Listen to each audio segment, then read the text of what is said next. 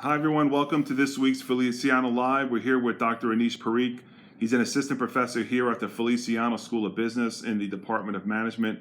Today, we are talking about the impact of hurricanes on the hotel and restaurant industry. As we go through this interview, if you have any questions, feel free to ask those questions. We'll get to as many as we can. So our first question is, what precautions can hoteliers take to prepare for the possible impact of a hurricane? So generally, most hotels will have disaster plans, especially if they're in an area that has a lot of hurricane activity. They'll have a team of people that manage the planning, and then a they'll do training with the larger staff as a whole, and so they'll have plans in place to make sure processes that are in place. That's precaution. Prevention is probably the best way to approach it, and then they have recovery plans as well. Great. So we're here today with Dr. Parikh from the Department of Management here at the Feliciano School of Business.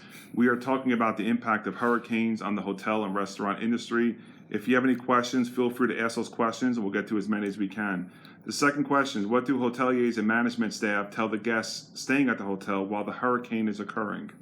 So so generally, you have some lead time for a hurricane. You know, some days out that something's going to hit. So the first, I'll encourage evacuation. If the airports and such are closed down, if it's like, let's say, an island, they'll hunker down. Usually, what will happen is a couple days before, like a day or two before the hurricane hits, they'll go into like a cruise ship kind of mode where they'll have more activities on site inside, to make the guests more comfortable. But other than that, they generally encourage evacuation if possible. They'll waive fees, and they'll be much more lenient on the cancellation policies. That's generally what they do. So for those who just joined us, we're here with Dr. Parikh from the Department of Management here at the Feliciano School of Business. We're talking about the impact of hurricanes on the hotel and restaurant industry. If you have questions, feel free to ask those and we'll get to as many as we can. Our next question is, do restaurants have natural disaster plans?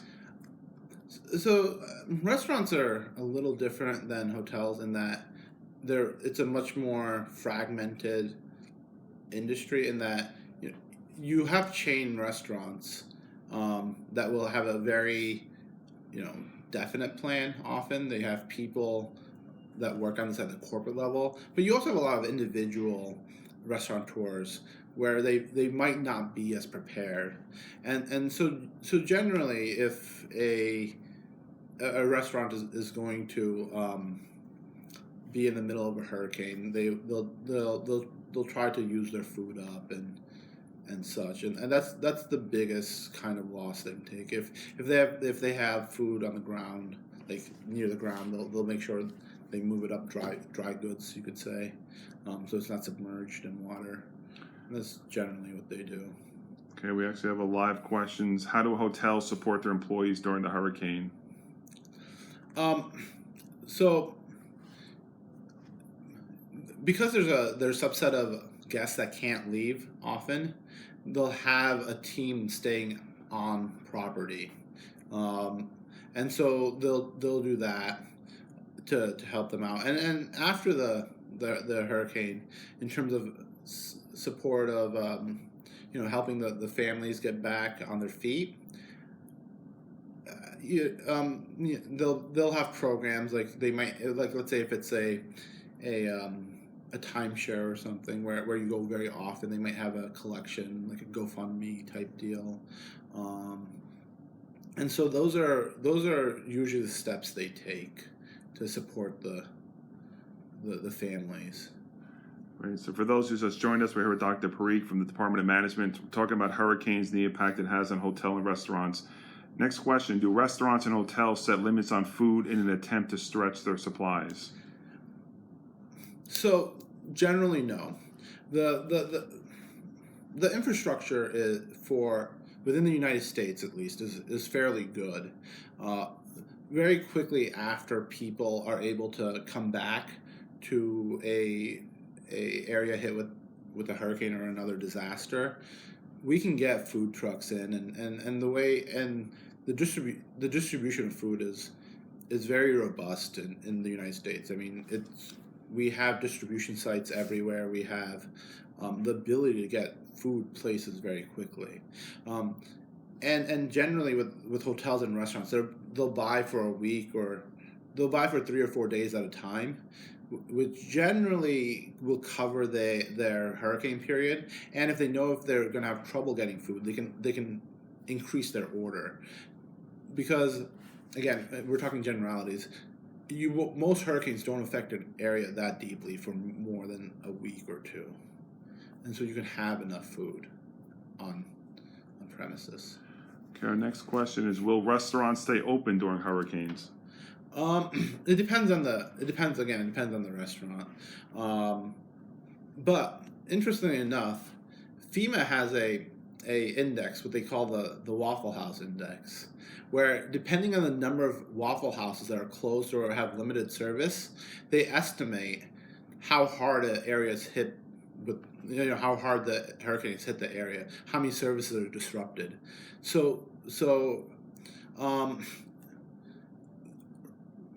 many restaurants will try to operate if it's safe for their employees, and it's technically possible, like that electricity and gas and all that stuff.